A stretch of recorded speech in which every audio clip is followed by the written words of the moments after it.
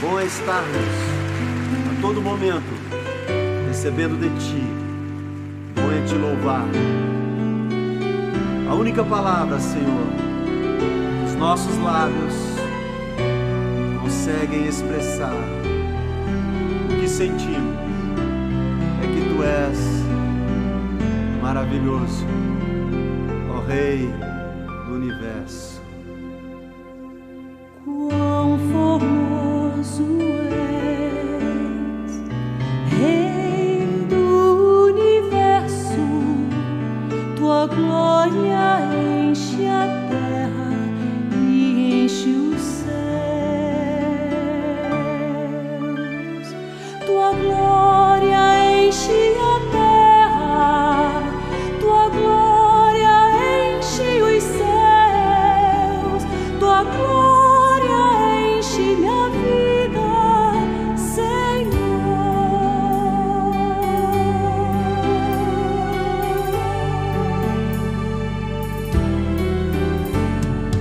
Quão formoso és, Rei do Universo, Tua glória enche a terra e enche os céus. Tua glória enche a terra, Tua glória enche os céus, Tua glória enche minha vida, Senhor. Maravilhoso é estar em Tua presença. Maravilhoso é poder Te adorar. Maravilhoso é tocar nas Tuas vestes. Maravilhoso é Te contemplar, Senhor. Maravilhoso, Maravilhoso é estar em Tua presença. maravilhoso é, Senhor. Maravilhoso é poder Te adorar. Maravilhoso é tocar nas Tuas vestes. Maravilhoso é Te contemplar, Senhor. Ele é Maravilhoso é estar em Tua presença. maravilhoso, é, Senhor. Maravilhoso é Poder Te adorar, poder Te adorar. tocar nas Tuas vestes, estar contigo, Maravilhoso é tocar nas Tuas vestes. Maravilhoso é Te contemplar, Senhor. Te contemplar, Senhor. Maravilhoso é Te contemplar, Senhor. Te contemplar, Senhor. Maravilhoso é Te contemplar, Senhor.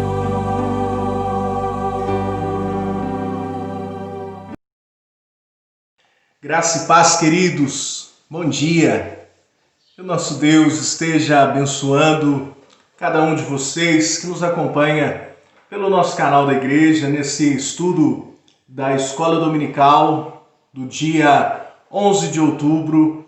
Estamos reunidos, uma parte na igreja e a outra parte está reunida nos seus lares. Meus amados, nós estamos abordando o tema Mais que um Carpinteiro, reflexões sobre a glória de Cristo. Então nós estamos estudando a respeito do conhecimento de Cristo, para a partir deste conhecimento termos a oportunidade e o dever de imitarmos a Jesus. Então há uma contínua visão da glória de Cristo terá o abençoado efeito de nos conformar cada vez mais à semelhança de Jesus. Então, esse é o propósito dos nossos estudos. Nós já abordamos bastante coisa dentro desses assuntos. Falamos a respeito do ser de Deus, os nomes de Deus, os atributos de Deus, e estamos agora dentro da cristologia. Trabalhamos a respeito da natureza divina de Jesus, a sua natureza humana, e na semana passada nós falamos a respeito dos 3 estados de Cristo: o Cristo pré-existente, o Cristo humilhado e o Cristo exaltado. E hoje nós iremos trabalhar com o tema Os 3 ofícios de Cristo. Antes, todavia, nós vamos orar pedindo que o Senhor fale ao nosso coração. Querido Deus, obrigado por esta manhã, pela Tua palavra que será lida. Obrigado por Jesus, o nosso Senhor. Pedimos que o Senhor nos abençoe, que a Tua bênção se estenda sobre as nossas vidas, pela Tua graça, pela Tua misericórdia. Que o Senhor fale ao nosso coração, em nome de Jesus. Amém.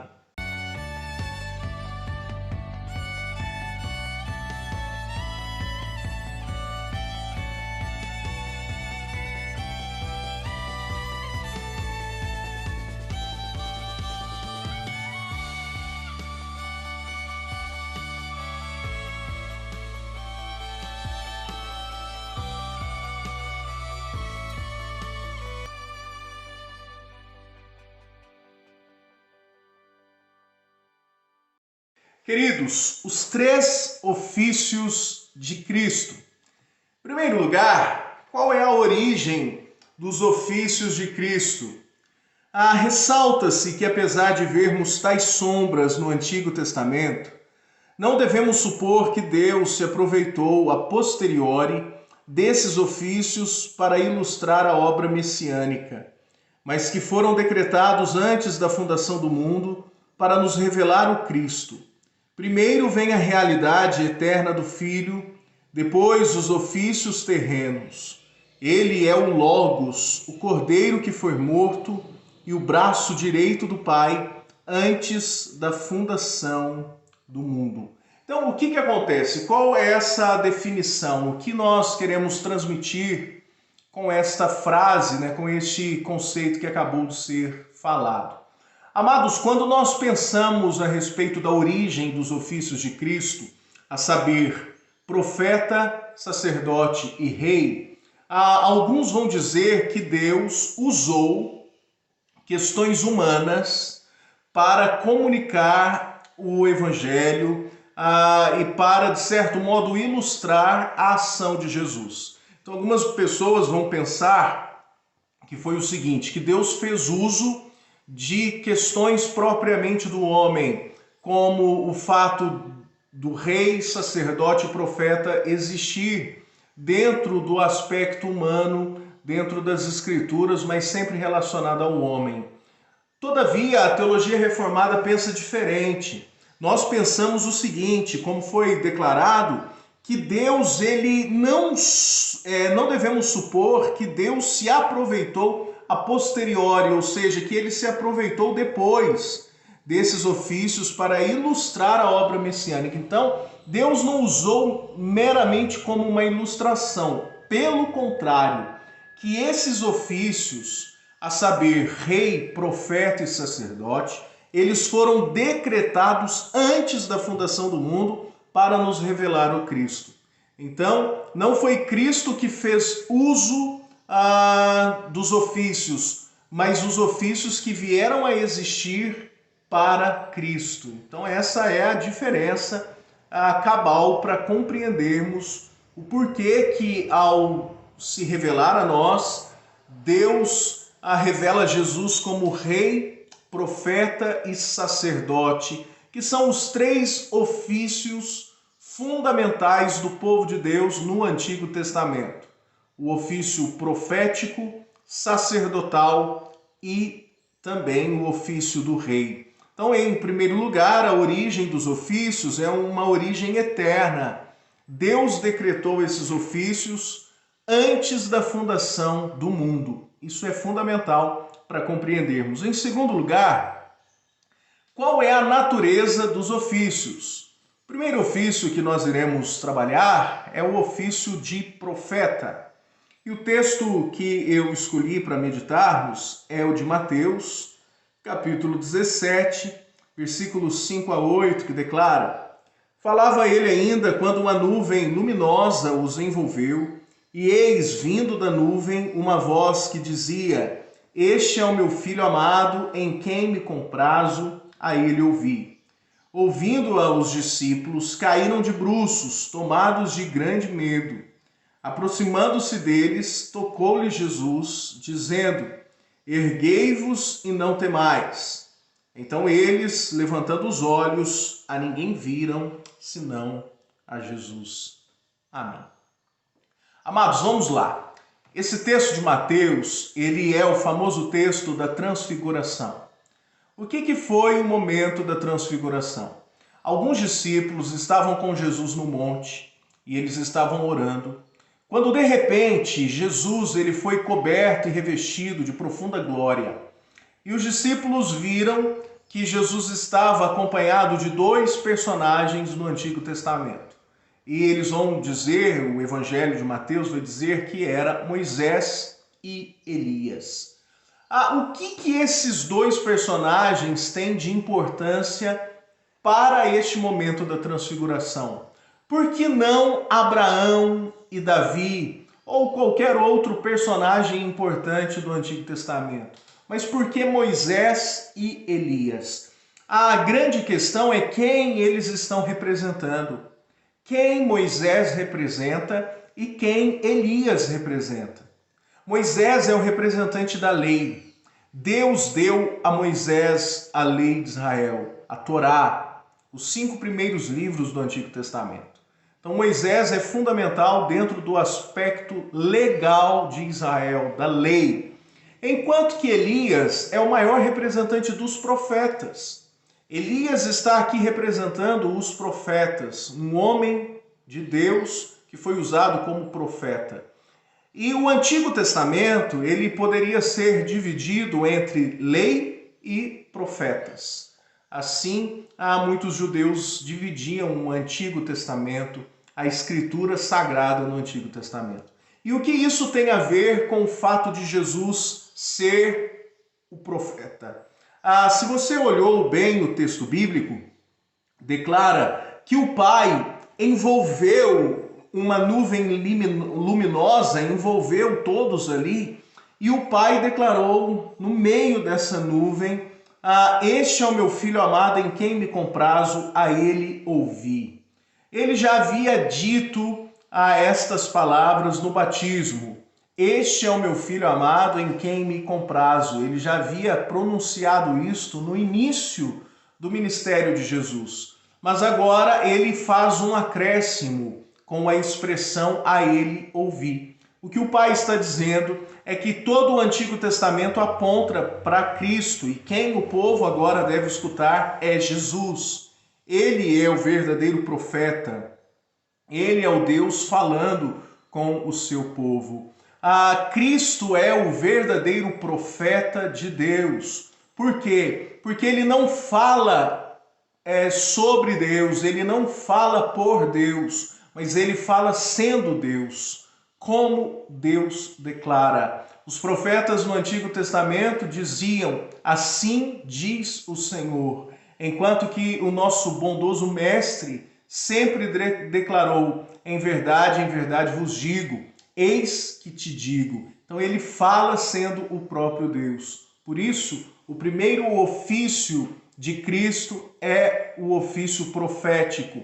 E a grande sacada do texto bíblico de Mateus é como ele termina. O texto termina dizendo: Então eles, levantando os olhos, a ninguém viram, senão Jesus. O grande aspecto profético da igreja, lembrando que nós estamos nesse intuito de imitarmos a Jesus. E como eu posso imitar a Jesus? Amados, Quem tem sido visto e ouvido em nosso meio? As nossas mensagens, elas transmitem a Cristo ou não? Essa é a grande questão. Porque, no final das contas, o que o Pai deseja é que Jesus seja ouvido e que ele seja o único visto. O texto declara: levantando os olhos, a ninguém viram senão a Jesus. A grande tarefa nossa, o grande desafio é pregarmos de tal maneira que as pessoas não vejam mais ninguém a não ser a Jesus. Que somente ele possa ser percebido, porque ele é o verdadeiro profeta. Em segundo lugar, o segundo ofício é o ofício sacerdotal. Efésios capítulo 5, versículos 25 a 27 declara: maridos, amai vossa mulher, como também Cristo amou a igreja e a si mesmo se entregou por ela, para que a santificasse, tendo-a purificado por meio da lavagem de água pela palavra, para apresentar a si mesmo igreja gloriosa, sem mácula, nem ruga, nem coisa semelhante, porém santa e sem defeito. Efésios capítulo 5, versículos 25 a 27. Queridos, enquanto no primeiro ofício profético Cristo está representando a Deus, ou seja, ele fala sendo Deus, ele nos traz a presença do Pai, no seu ofício sacerdotal ele faz o caminho oposto. Ele nos representa diante de Deus. É como se as duas naturezas de Cristo, elas estivessem sendo utilizadas. Como profeta, ele é Deus falando conosco. Como sacerdote, ele é o homem perfeito nos representando perante o Pai. Por isso Efésios declara que Cristo amou a igreja e a si mesmo se entregou por ela, para que a santificasse, tendo-a purificado por meio da lavagem de água pela palavra, para a apresentar a si mesmo igreja gloriosa. Então Cristo está operando na igreja para apresentar a esta igreja a Ele mesmo, que é Deus, para apresentar a igreja perfeita perante a sua própria presença. Amados, o ofício sacerdotal de Cristo, ele é fundamental, maravilhoso, porque ao mesmo tempo em que Jesus, ele é o verdadeiro sacerdote, ele também é o verdadeiro sacrifício. Então ele se sacrificou por nós, o que o texto declara, a si mesmo se entregou. Ele se entregou por nós, renunciou a sua glória, a sua vida, o seu sangue. E o que fica a nós é a mesma atitude para com o nosso próximo.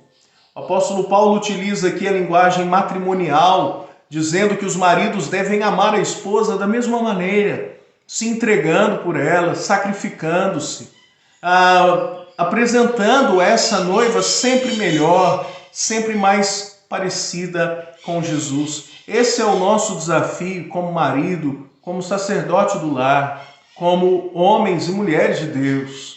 Então, o ofício sacerdotal de Cristo se enquadra nesse aspecto em que Jesus a si mesmo se entregou pela igreja. Em terceiro e último lugar, nós temos o ofício real. Então, em primeiro lugar, o ofício profético. Em segundo lugar, o ofício sacerdotal. E em terceiro lugar, Jesus como rei, o ofício real. Mateus 28, versículo 18 declara: Jesus, aproximando-se, falou-lhes, dizendo: toda a autoridade me foi dada no céu e na terra. Ele é o rei. Ele governa sobre todas as coisas. Ele é maravilhoso. Amados, não há uma polegada no universo em que Cristo não declare que pertence a Ele. Ele decretou na sua soberania junto ao Pai todas as coisas. O nosso coração deve confiar em Jesus. A nossa alma deve se aquietar no senhorio de Cristo, nesse Cristo que todas as coisas governa, que é rei sobre todos. Ele deve reinar sobre o nosso coração. O oposto disso é a autonomia. É quando nós desejamos governar o nosso próprio coração, a nossa própria vida, e que você venha se render ao senhorio de Jesus, a este Deus revelado em Cristo, que tem os 3 ofícios de rei, profeta e sacerdote. Para concluirmos, amados, Jesus é o único que possui esses 3 ofícios. Há no Antigo Testamento a figura de um homem chamado Melquisedeque, que também, assim como Jesus, era rei, profeta e sacerdote. E ele é uma tipologia, uma tipificação daquilo que é Jesus. Ele está no Antigo Testamento apontando para Jesus.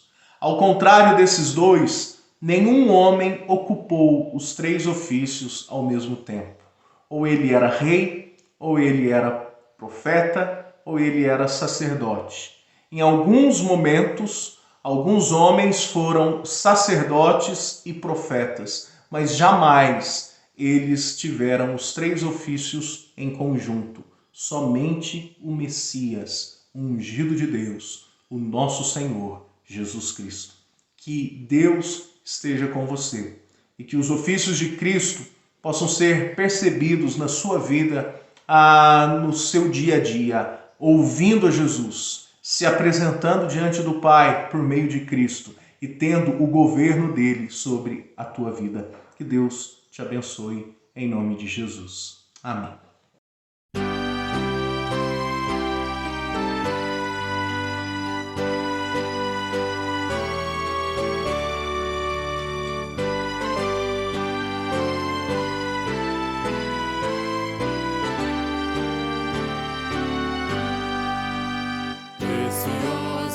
As palavras de Jesus, eterno Rei, aquele que vier a mim, eu não desprezarei,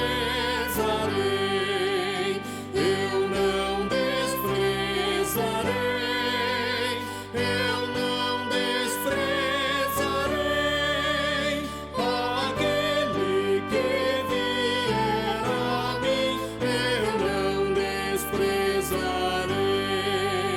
Preciosas as palavras de Jesus, eterno Rei.